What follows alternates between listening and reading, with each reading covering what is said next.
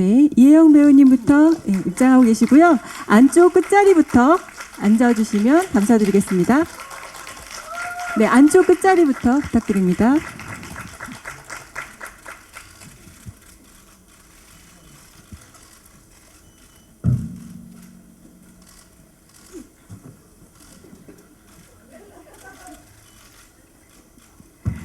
네, 오늘 영화 파가가 기자님들께 첫 선을 보였는데요. 네, 소감과 인사 말씀 부탁드립니다. 이혜영 배우님부터 소감과 인사 말씀 부탁드릴게요. 어떻게 영화 재밌게 보셨어요?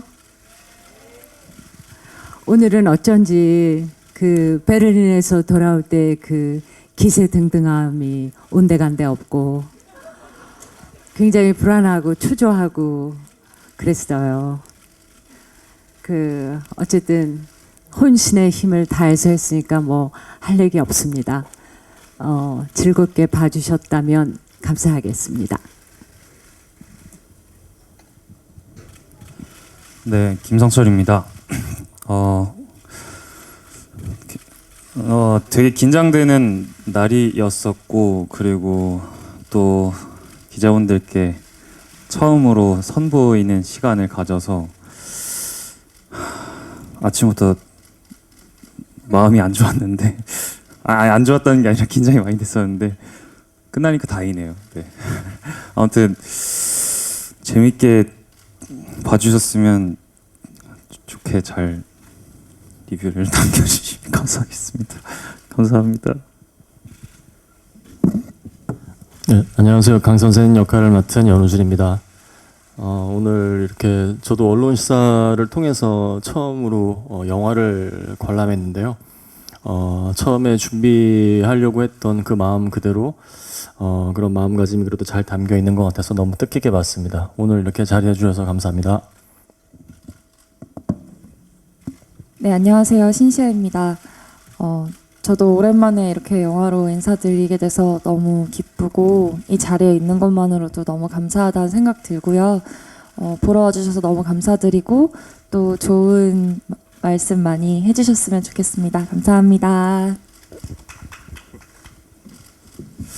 네, 파가 연출한 민교동이고요.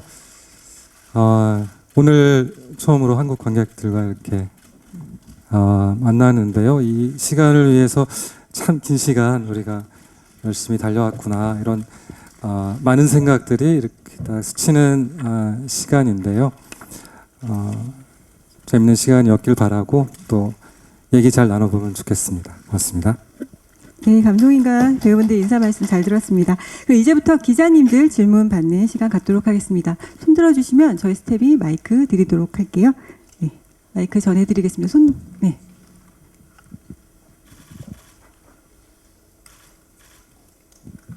네, 안녕하세요. 저 무비스트 박은영 기자고요. 영화 너무 잘 봤습니다. 저는 감독님이랑 배우분들한테 좀 여쭤보고 싶은데요. 감독님께서는 이 영화를 처음에 왜 기획하셨고 어떤 말씀을 하시고자 하셨는지가 좀 궁금하고요. 이 김성철 배우님이랑 이혜영 배우님은 나중에 이제 둘이 붙는 장면이 너무 다이나믹하고 역동적인데요. 그 촬영할 때 좀 기억에 남은 일 있다면 좀 말씀 부탁드리고, 신시아 배우님이랑 연우진 배우님은 처음 보셨다고 하셨으니까 오늘 본 소감이 좀 어떤지 그 말씀 부탁드리겠습니다. 네,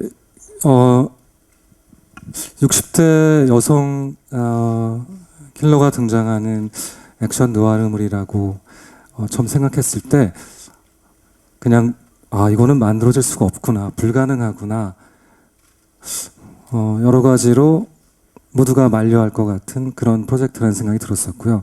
그거를 생각하는 순간 굉장한 오기가 생겼었어요. 왜 나는 주춤하고 또 많은 사람들은 이것이 불가능하다고 여길까? 무엇에 우리는 주눅 들어 있고 왜 이런 이야기를 우리가 본 적이 없었던가? 이런 질문들을 계속하면서 장르적 쾌감과 또 그 드라마가 같이 얽혀 있는 독특한 영화로 만들어 볼 수 있겠구나, 이런 생각을 했었고, 이야기로는 복수와 화해, 이런 큰 외피가 있기도 하지만 상실을 많이 하고 살아가는 우리 보통 사람들이 상실을 딛고도 살아가야 될 이유, 그리고 또 나이가 들었어도 자신의 쓸모와 가치를 계속 찾아나가는 그 성장하고 또 상처를 회복하고 살아가는 삶의 의지를 담아낼 수 있겠구나. 이 주제가 보는 이들에게 잘 이렇게 남을 수 있다면 이 영화는 성공할 수 있겠구나. 이런 마음으로 기획을 시도했던 것 같아요. 네. 네, 다음은 이혜영 김성자 배우님께 질문 주셨던 그 마지막 해피랜드에서 액션 장면. 아마도 저도 시나리오를 처음 봤을 때부터 이 마지막 조각과 투의 전투까지의 빌드업이 정말 중요하고 마지막 결말로 갔을 때 이 에너지가 응축돼서 터져야 될 것 같다라는 생각을 했었는데 실제로 저희가 촬영할 때 그 거기 로케이션에서 선생님은 먼저 가 계셨고 그 전투가 끝난 후에 저를 이제 만났을 때부터도 거의 일주일 정도 촬영을 했었는데 아마도 해 뜰 때부터 해 질 때까지 계속 찍었던 것 같아요. 그리고 또 아무래도 선생님하고 저랑 둘이 부는 액션은 그때가 처음이었기 때문에 선생님하고 저랑 맞춘 합들도 너무 중요했었고 영화 안에서는 다 보여지진 않았지만 저런 액션 말고도 더 많은 액션들을 디자인을 했었고 그렇게 더 찍었었어요. 그래서 근데 그것들 중에 좋은 것들을 감독님께서 선택을 해주셔서 더 다이나믹하게 나왔다고 그렇게 생각을 했습니다. 저는 어떻게 막상 액션을 시작하려고 하니까 부상을 많이 입어갔고요. 그 성철 씨가 좀 고생을 많이 했죠. 왜냐하면 그 연습할 때는 스턴트하고 연습을 하니까 과감하고 대담하고 자기가 펼치고 싶은 걸 마음껏 했지만 막상 저랑 부딪히니까 그 이제 힘이 다르잖아요. 그래서 성철 씨는 조금 아쉬웠을 거예요. 근데 전혀 아쉽지 않았습니다. 네, 어쨌든 저의 본 실력보다 훨씬 그 능력 있는 여성으로 나온 건 맞는 것 같습니다. 네, 그래서 이어서 그럼 연우진 배우님과 신시아 배우님 오늘 영화 보신 소감 부탁드립니다.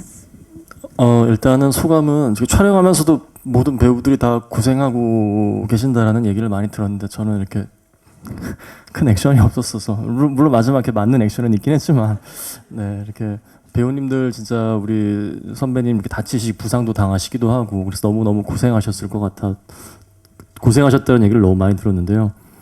그런 결과물이 이제 영화에 잘 녹아들은 것 같아서 너무 기쁘고요.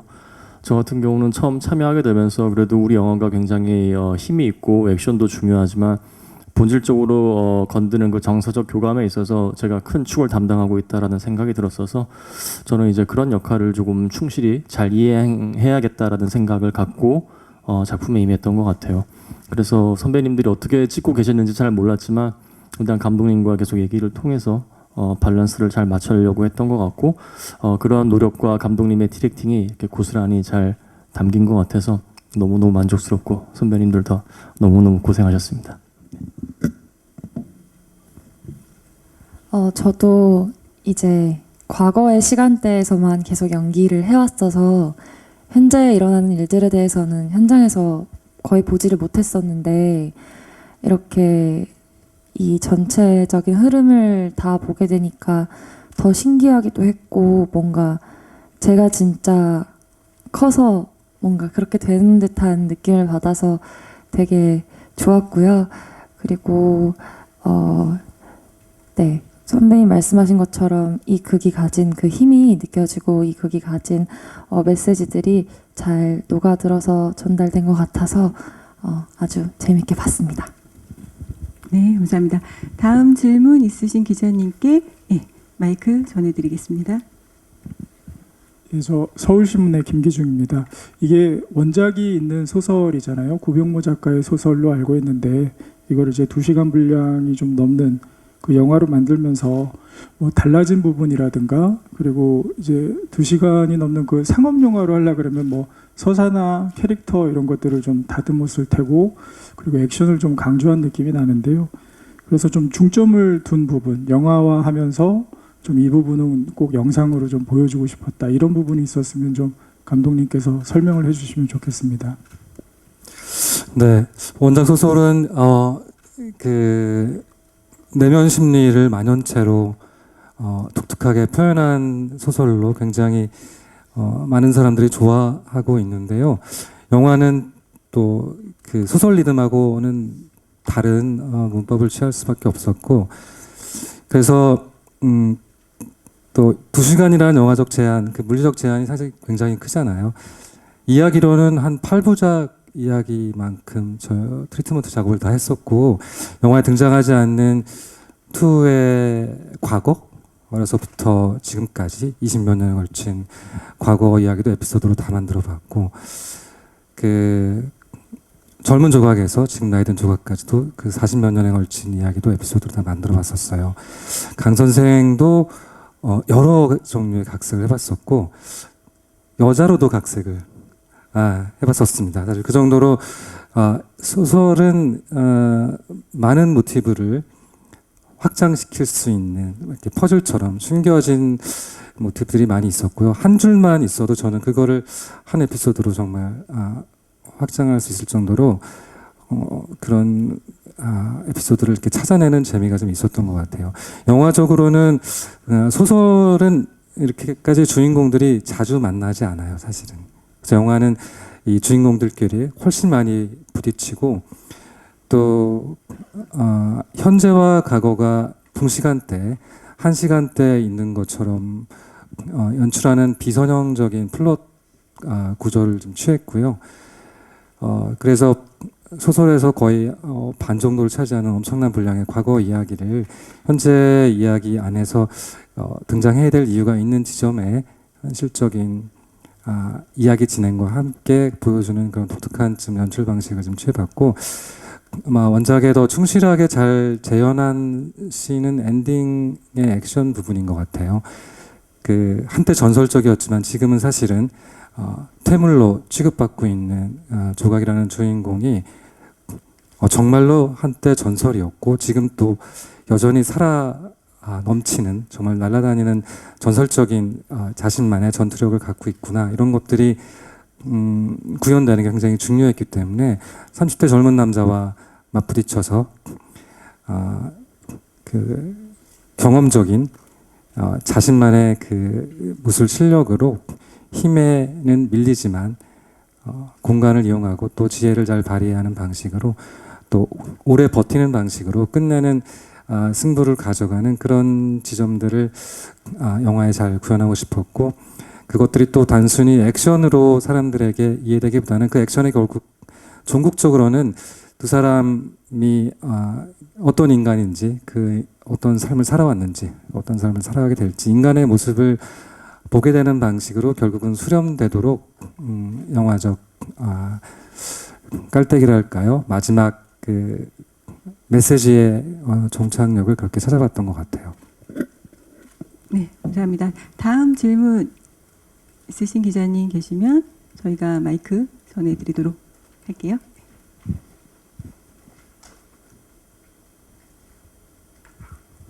네, 안녕하세요. 저 헤럴드팝 이미지 기자인데요. 그 엔딩 크레딧에 나오는 조각이라는 곡이 이제 성철 배우가 불러서 조금 더 여운이 가는 것 같은데, 이제 감독님께서 그것을 이제 성철 배우가 부르게 하신 이유 궁금하고, 그리고 김성철 배우께서는 이제 직접 부르신 소감도 궁금하고요. 그리고 신시아 배우님 아까 이제 영화 오랜만이라고 잠깐 인사해 주셨는데, 이제 어쨌든 마녀2로 주목받고 좀 오랜만에 영화 선보이시게 된 소감이랑, 그리고 이혜영 배우님의 과거를 좀 담당하시게 된 소감 궁금합니다. 네, 그 영화 속에 조각을 흠모하는, 오마주하는 노래가 있으면 좋겠다고 촬영 전부터 생각하고 가사를 정말 오랫동안 많이 만들었어요. 그래서 여러 버전으로 1년 내내 거의 다듬다가 마지막에 용기를 내서 사실 김성철 배우에게 부탁을 했는데요. 투가 조각에게 바치는 노래가 있다면 어떤 노래일까? 투가 조각의 이름을 부른다면 어떤 느낌일까? 이런 느낌으로 가사를 쓰고 부탁을 해봤고, 영화 속에서 조각의 이미지가 아주 깊게 많은 사람들의 가슴속에 남았으면 하는 마음으로 만들어봤어요. 어땠을지가 너무 궁금하긴 하네요. 우리 걱정도 많이 했을 텐데.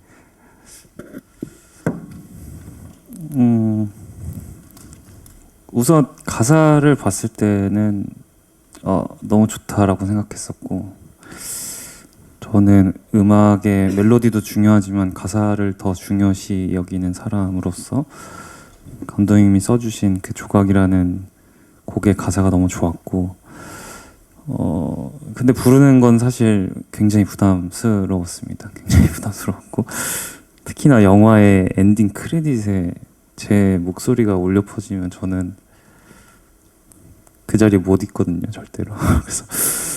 그래서 이게 괜찮을까? 그래서 감독님께서는 근데 그게 있으면 영화에 더 도움이 될 것 같다, 보탬이 될 것 같다라는 말씀에 용기를 좀 냈던 것 같고, 그리고 결국에 뭐 어찌됐건 2가, 저는 그 말이 제일 끌렸던 것 같아요. 2가 유령이 돼서 하는 노래야. 근데 그 말이 뭔가 너무 좋은데 해서 사실 그 한마디 때문에 했습니다. 시아 배우님. 네, 저도 그 마녀 2 이후로 오랜만에 이렇게 또 제가 너무 좋아하는 민규동 감독님 작품 참여할 수 있어서 정말 촬영 회차가 많지는 않았지만 매 회차 선물 같은 마음으로 되게 행복하게 촬영했고요. 그리고 이렇게 다시 뵙게 돼서 너무 좋고요. 사실 이혜영 선배님은 정말 저한테는 완전 레전드이자 우상 같은 선배님이신데, 제가 그런 선배님이랑 같은 작품에 또 그 어린 시절을 연기할 수 있게 돼서 책임감도 더 들었던 것 같고, 또 굉장히 영광이었고, 패가 되지 말자는 마음으로 좀 더 저도 촘촘하게, 이제 많은 신이 나오진 않지만 그 밀도를 쌓아나가려고 많이 노력했던 것 같습니다. 네, 감사합니다. 네, 다음 질문 있으신 기자님. 네.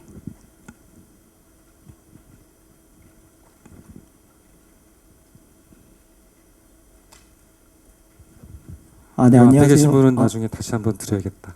그쵸? 네. 네. 네, 안녕하세요. 저 파이낸셜 투데이 김영재 기자라고 합니다. 저 감독님이랑 이혜영 씨께 질문 각각 하나씩 드리겠습니다.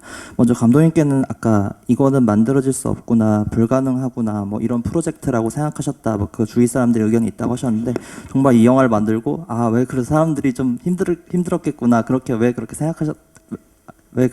생각했겠구나라고 느낀 지점, 정말 만드시면서 힘드셨던 지점 한번 말씀해 주시면 좋을 것 같고요. 이혜영 씨께는 이제 그 극중 대사가 이제 김성철 씨랑 연우진 씨 대사 통해서 좀 나오는 것 같아요. 늙고 쓸모 없어지면 버려야 할 폐기물, 이런 내용이 좀 반복되는 것 같은데, 좀 늙고 쓸모 없어진다는 것에 대해서, 좀 늙는다는 것에 대해서 좀 원래 어떤 의견을 갖고 계셨고, 이 영화를 통해서 그 의견이 좀 어떻게 달라지셨는지 궁금합니다. 네. 그 아시모프가 얘기했었던 그 자기가 이야기를 만들 때 세 가지 항상 단계, 거치는 세 가지 단계 얘기가 있었는데, 첫 번째가 주변에서 항상 뭐하라고 이런 영화를 만들려고 해? 이런 이야기를 쓰려고 해? 이런 얘기를 듣고, 두 번째는 그거 써봤자 별 얘기 아니야, 이렇게 듣고, 마지막 단계가 거봐 내가 좋다 그랬잖아. 이런 단계라고 늘 본인이 거쳤다고 하는데요. 그런 단계를 거치게 될까? 그런 궁금함이 좀 있었습니다. 이게 그냥 드라마였으면 상관이 없는데, 60대 지금 노인도 아니죠, 사실. 개념적으로 영화 속에서 그 킬러계에서는 노인인 건데요. 할머니 킬러, 이런 맥락이 실제로 소설로는 너무나 자유롭게 60대, 80대, 100살도 가능하지만, 영화적으로는 우리가 보고 믿겨야 되는데, 이제 실제 액션이 이제 구현 가능할까, 기술적으로 가능할까, 우리가 관객들도 눈이 많이 높아져서 이제 기본적으로 믿지 못하고 나를 믿게 만들어줘라는 아주 무서운 자세로 영화를 보게 되는데, 어떻게 가능할까? 상업적으로 성공한 예가 있어? 이렇게 질문했을 때 우리는 그 쉽게 그 레퍼런스를 떠올리지 못하니까, 그렇지 않아도 코로나나 혹은 영화 산업이 지금 위기에 처해서 투자도 좀 어렵고 영화 많이 안 만들어지는 시기인데 이때 하필 이런 영화를 왜 하려고 하는지에 대한 그 질문을 저는 피해갈 수는 없었고, 그래서 이제 훨씬 다른 종류의 여러 가지 이야기를 끝없이 거쳐가면서, 그 시나리오에 보면 이제 버전 넘버가 있는데 저희가 136호인가 이렇게까지 변주를 거쳐서 어느 순간 기적적으로 이제 막 탄생이 된 것 같아요. 그러니까 그 나중에, 그러니까 이 영화가 만들어지고 나서는 아마 그런 생각이 들 것 같아요. 만들 수 있고 이렇게 만들어질 수도 있고 그럴 수 있지. 그 탄생은 뭐 자연스럽다고 생각할 수 있는데 저한테는 너무 기적 같고 일어나지 않을 것 같은 일이 일어난 것이고, 그래서 의미도 크고 또 관객분들에게 그렇게 낯설고 새로운 어떤 SOP에 맛있는 음식 하나가 선물로 전달되지 않을까 그런 생각을 해보고 있습니다.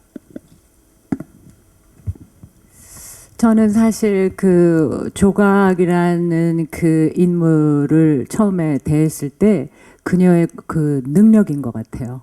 그 힘. 남들이 전설이라고 부르는 그 힘의 그 원천은 뭘까? 그 수수께끼 같은 그런 힘.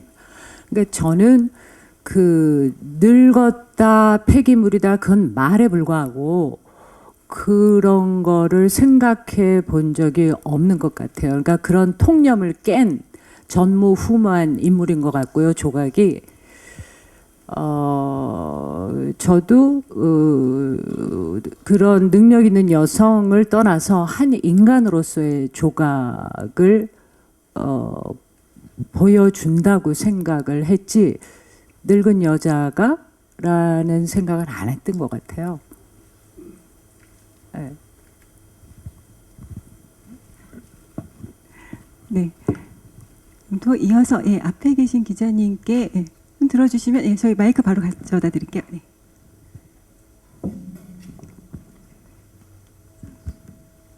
안녕하세요. 저 스카이데일리에서 이유경 기자라고 합니다.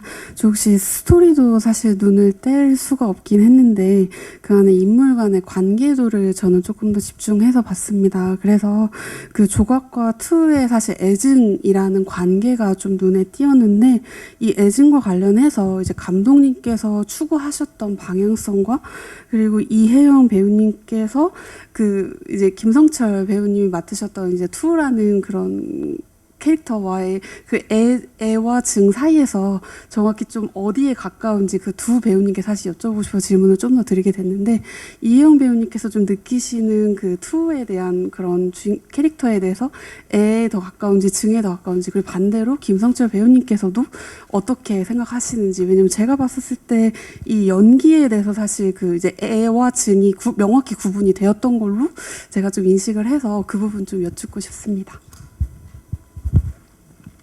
먼저 감독님.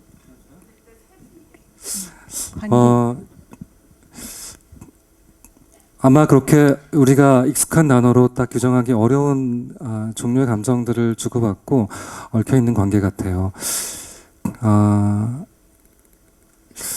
투 같은 경우는 저는 이제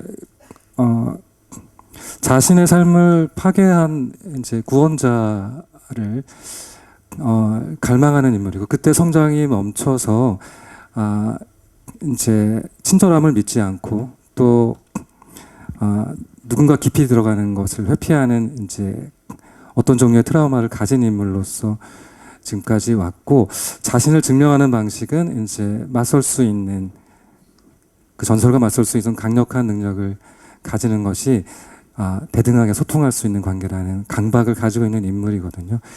영화는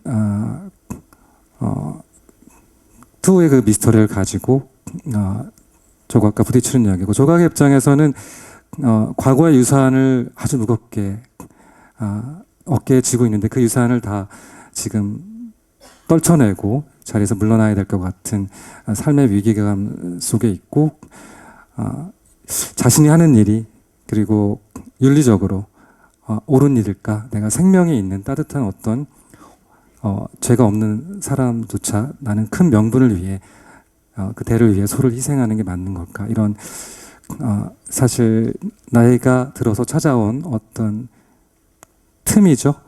투가 말하는 그 균열 속에서 그 연민의 감정 속에 갈등하는 인물이고 그 둘의 조합은 사실은 저는 거울을 보는 느낌처럼 연출하려고 했었거든요. 둘은 굉장히 다른 맥락을 갖고 있지만 사실은 비슷한 종류의 어떤 종류의 강박 속에서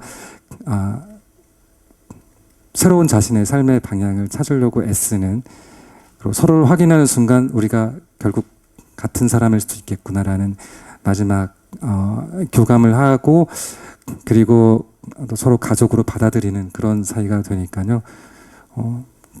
보이지 않게는 그런 단순한 애증관계를 넘어서는 묘한 아주 비극적인 운명의 닮은 꼴로서 뭐 새로운 삶의 이정표를 확인하는 관계로 둘이 합쳐지면 어떨까 이런 생각을 했던 것 같아요. 네, 그럼 이어서 사실 사랑과 증오 중에 선택하라 하면 못합니다.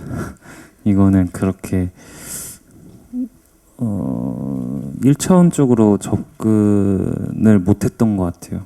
그리고 그렇게 접근을 하지도 않았고 감독님하고 처음 만나서 대본 얘기했을 때 그럼 투우가 조각을 찾기 전 25년은 어떻게 살았을까요? 그러면서 저희가 막 서로 막 이런저런 설정을 많이 해봤어요. 소설에는 안 나오는 어떤 얘기들 우리 영화에 더 잘 어울릴 것 같고 근데 그걸 하나씩 적고 저는 상상을 많이 하니까 상상을 하다 보니까 이 정신은 붕괴되더라고요. 절대 어떤 일차원적인 어떤 감정으로 인해서 동력을 생기는 게 아니라 어떤 목표가 생겨버리는 것 같아요. 난 이 사람을 찾겠다라는 어떤 목표. 그래서 찾았을 때 나를 알아보지 못한다는 거에 대한 증오나 혹은 이 사람을 사랑한다라는 감정보다는 그 목표에 지금 도달을 했는데 내 마음은 공허하고 이 채워지지 않는 것을 계속해서 영화 내내 채우려고 하는 것이 투의 캐릭터라이징이라고 저는 생각했고 덧붙여서 조각이 투를 바라보는 그 시선 자체가 언제나 긍정적이지 않았기 때문에 더 상처를 받고 그런 캐릭터로 설정을 했던 것 같아요. 네. 조각한테 투는 실수로 남겨둔 거죠. 실수죠. 그 애도 중도 아니었고 자기가 저지른 그 실수를 정리해야 되는 거죠. 그 오랜 세월이 지나서 그래서 끝까지 해결하는. 그래서 가족으로 맞아주신 건가요? 네, 답변 감사합니다. 다음 질문 있으신 기자님, 마이크 드리겠습니다. 안녕하세요. 청년일보 이근수 기자입니다. 영화 잘 봤습니다. 그 김성철 배우님에게 질문 하나 하겠습니다. 아까 영화에서 다 보이진 않았지만 더 많은 액션씬을 찍었다고 하셨는데 이영 배우님이랑 액션 호흡이 어땠는지 구체적으로 이야기해 주시면 고맙겠습니다. 아까 혜영 쌤도 말씀하셨듯이 리허설을 하면 이제 스턴트 해주시는 그 혜경 씨가 오셔서 저희가 합을 맞추고 이런 합으로 갈 겁니다. 그럼 저는 템포를 설정을 해놓고 근데 선생님의 몸 템포를 저도 어느 정도는 알고 있기 때문에 계속 슬로우 다운을 하면서 맞췄는데도 감정이 들어가면 템포가 아예 어그러지더라고요. 그래서 감독님하고 또 선생님하고도 얘기했던 거는 이거는 드라마적으로 접근하는 게 맞다. 이건 감정으로 접근하는 게 맞는 것 같다. 이제 어떤 합이 중요한 게 아니라 우리가 드라마를 하다 보니 나오는 어떤 몸동작. 그래서 저희가 했던 액션들이 꽤 시간이 많이 걸렸던 것 같아요. 그런 것들을 기술적으로도 완벽하게 해야 되고 감정적으로도 그걸 완벽하게 해야 되기 때문에 그래서 그 과정이 물론 쉽지만은 않았지만 그 약간 선생님하고 전우회가 생겼었어요 그때. 그래서 저희가 저는 아직도 제 뭐 짧은 연기 인생이지만 기억나는 몇 가지 순간이 있는데 그 중에 최근에 가장 큰 기억은 선생님 마지막 테이크였던 것 같아요. 맨 마지막 그 저희가 그 장면을 다 찍고 나서 선생님이 털썩 앉으시고 감독님이 나오셔서 오열을 하셨어요. 저도 그걸 보면서 오열하고 셋이서 막 부둥켜 안고 막 그래서 되게 신기한 경험이다 이거. 작품을 우리가 아예 다 끝난 것도 저는 심지어 수중 촬영도 남았었고 아직 갈 길이 좀 있었는데 마치 뭔가 정말 이 영화가 끝나는 것 같은 느낌. 그래서 그 액션들을 하면서 우리가 전후회가 많이 쌓였구나 이런 생각을 했었습니다. 네. 또 다음 기자님 질문 있으시다고 해서 네, 마이크 드리겠습니다. 네, 저 영화 잘 봤습니다. 저 톱스타뉴스 서승아 기자인데요. 그 감독님이 아까 잠깐 언급하신 게 이제 강 선생이 원래 여자 역할로 쓰시기도 하셨다고 했는데 좀 자세한 이제 캐스팅 비하인드가 궁금하고요. 이제 그래도 기대하시는 이제 관객 수가 있으실 텐데 자세하게 궁금합니다.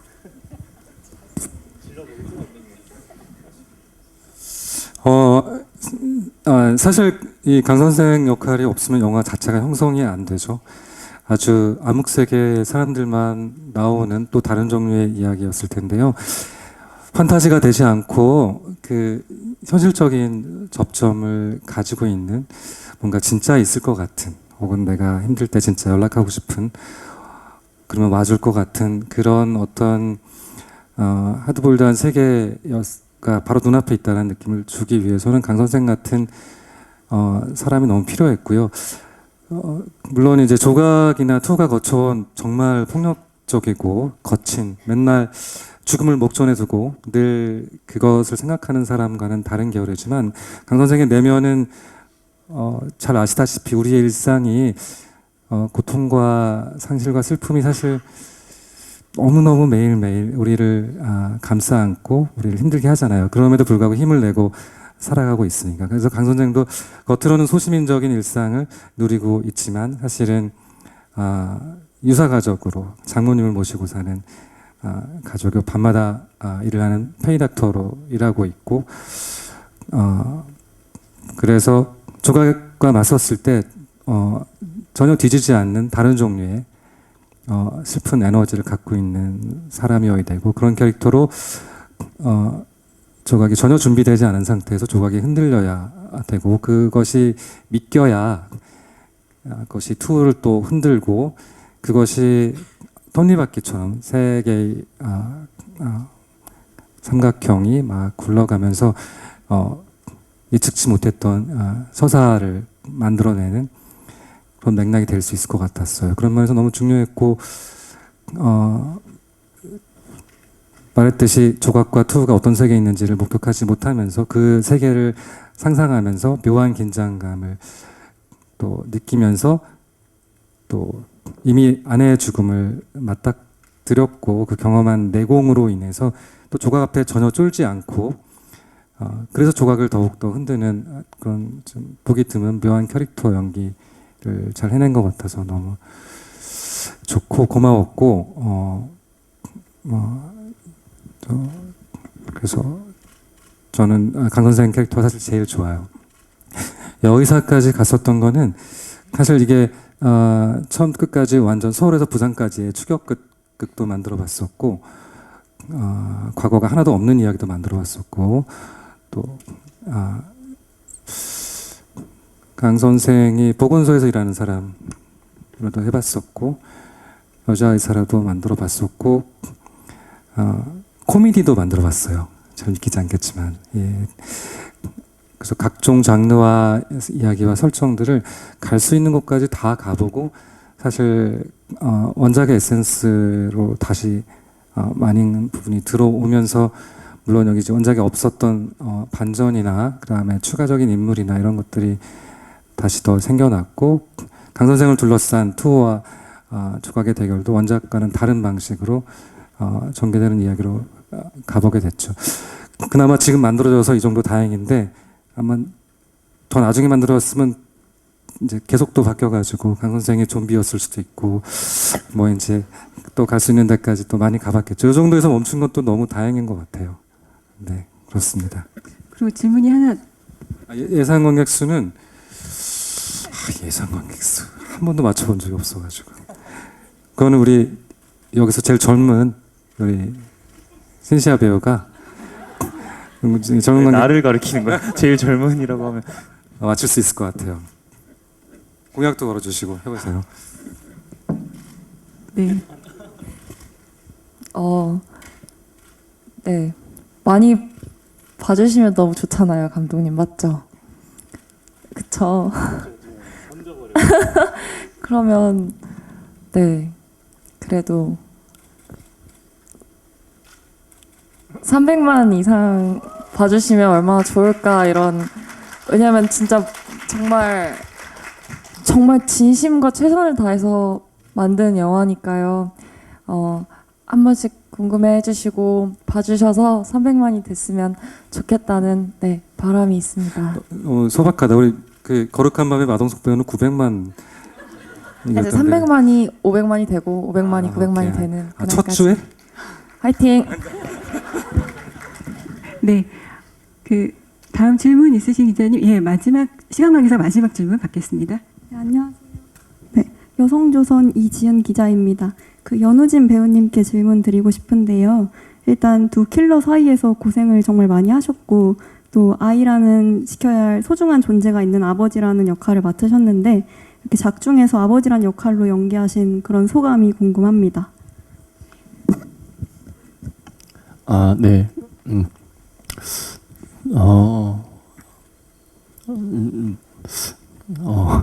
글쎄요. 아버지가 된다라는 거는 늘 진짜 막연한 제 연기 인생의 또 다른 다른 꿈이거든요. 근데 이제 조금 이렇게 시간이 쉽게 온 것 같아요. 제가 뭐 다른 작품에서도 아버지 역할을 맡은 적이 있지만, 이렇게 우리 파과만큼 어떤, 그런 가정에 대한, 또 가족에 대한 어떤 또 소중함을 가지면서 내 지켜야 할 것을 가지고 이렇게 그런 마음가짐으로 참여를 좀 깊게 참여를 해본 거는 이번 작품이 사실 조금 처음인 것 같은데요. 그러다 보니까 저도 정말 좀 가슴이 이렇게 훈훈해지는 어떤 마음이 들었던 것 같아요. 그리고 또 우리 아역 배우와 같이 이렇게 현장에서 부모님과 같이 이렇게 소통하면서 그리고 또 편하게 연기할 수 있게끔 서로 이렇게 친구같이 또 서로 호흡을 맞춰주는 내내 서로 편안한 에너지를 주고받을 수 있게 옆에서 많이 도와주셨거든요. 근데 그런 에너지에 또 아역 배우의 에너지를 딱 받다 보니까 이게 진짜 뭐 당연히 뭐 이렇게 좋은 나도 이렇게 연기를 해야겠다라는 생각과 더불어서 나도 빨리 좋은 아빠가 되고 싶다 이런 마음도 솔직히 들었던 것 같아요. 그래서 앞으로도 되게 좋은 연기와 또 좋은 가정 속에서 이 생활을 오래오래 하고 싶은 마음이 큽니다. 네, 감사합니다. 질문해주신 기자님들께 진심으로 감사드리고요. 예, 그러면 파과 기다리고 계신 관객분들과 자리해주신 기자님들께 마지막 인사 말씀 부탁드립니다. 김은기동 감독님부터 인사 말씀 부탁드립니다. 네. 다양한 많은 영화들이 극장에 쏟아져 나와서 너무 반갑고요. 그 모든 영화들의 출산을 너무 응원하고 있고 또 물론 이제 영화 시작할 때는 저희 이혜영과 마동석이 같은 날에 개봉할 거라고는 생각을 못했었는데 너무 다 같이 많은 관객들을 좀 불러 모을 수 있는 좋은 계기가 되면 좋겠고요. 범죄도시 2에서 마동석과 김무열도 그 싸움이 끝난 것 같았는데 또 끝나지 않고 같이 만나는 악연을 보니까 그런 게 너무 재밌고 극장의 관객들이 예전에 비해서 많이 좀 줄어들어서 같이 보면 훨씬 즐겁고 재미있는 극장만이 주는 그런 체험들이 어느 때보다 더 풍성한 그런 시간들이 됐으면 좋겠습니다. 고맙습니다. 네, 모두 다 각자의 크고 작은 상실들이 있을 거라고 생각하는데요. 그 상실들을 마주하면서 살아가는 삶 속에서 이 영화가 작은 혹은 큰 위로와 또 다른 희망이 될 수 있었으면 좋겠고요. 네, 요즘 날이 너무 좋으니까 같이 사랑하는 사람들과 친구들과 극장에 오셔서 저의 영화 파과 봐주시면 감사할 것 같습니다. 감사합니다. 네, 저도 이제 감독님이 말씀하셨다시피 극장에 대한 얘기를 좀 한번 해보고 싶은데요. 이제 우리 영화가 갖고 있는 이런 화려한 액션과 동적인 면모를 또 극장, 또 화려한 사운드와 이러한 것들을 극장에서 봐야 된다라는 이유도 있지만, 그거 못지않게 우리 모든 배우님들의 어떤 심리적인 변화와 이런 감정 상태를 큰 스크린에서 이렇게, 저도 오늘 선배님이 연기하시는 어떤 그런 얼굴들을 보면서 미묘한 표정 변화에 극장에서 꼭 이걸 봐야 된다라는 어떤 깊은 어떤 감명을 좀 받았거든요. 화려한 액션과 볼거리뿐만이 아니라 이런 어떤 정서적인 미묘한 감정의 변화도 꼭 극장에서 관람해 주시면 이 영화를 즐기는데 더 큰 힘이 되지 않을까 생각됩니다. 네, 감사합니다. 네, 아까 잠깐 뭐 어떤 이벤트 때문에 바깥에 나갔다 왔는데 햇빛이 너무 좋더라고요. 근데 그것들 포기하고 여기 와주신 기자분들께 우선 너무 감사드리고, 이 영화가 가끔 그런 생각을 해요. 이거 영화관에서 봐서 참 다행이다라는 작품들이 가끔 있거든요. 물론 많은 영화들이 그렇겠지만 저희 영화는 아무래도 음악적인 거나 혹은 선생님의 어떤 그런 미묘한, 형이 말한 대로 미묘한 표정 변화들이 스크린 속에서 보여지는 것들이 정말 크게 와닿았다고 저는 믿기 때문에 관객분들께서 파과가 끝나기 전에 많이 찾아와 주시고, 또 극장가가 좀 많이 살아남았으면 좋겠습니다. 지금 1000만 관객이 안 된 지 1년이 넘었다고 들었는데, 뭐 1000만을 떠나서 그냥 극장에 사람들이 꽤 많아진다면 시아 씨가 얘기한 대로 400만이 되지 않을까라는 어떤 희망감을 품으면서 관객분들께 파가 많이 응원해 주시고 많이 기대해 주셨으면 좋겠다는 말씀 드리고 싶습니다. 오늘 정말 감사합니다. 네, 저희 파과의 매력은 역시 그 영화의 매력적인 캐릭터들이 나온다는 거예요. 그 캐릭터들이 굉장히 매력적이고, 뭐 혼신의 힘을 다했으니 더 할 말은 없습니다. 그냥 우리 영화를 많은 분들이 관심과 사랑으로 봐줬으면 하는 기대입니다. 감사합니다. 네, 감사합니다. 장례 정리 후 포토타임 이어서 진행할 예정이고요. 감독님과 배우분들은 무대 밖에서 잠시 기다려 주시기 바랍니다.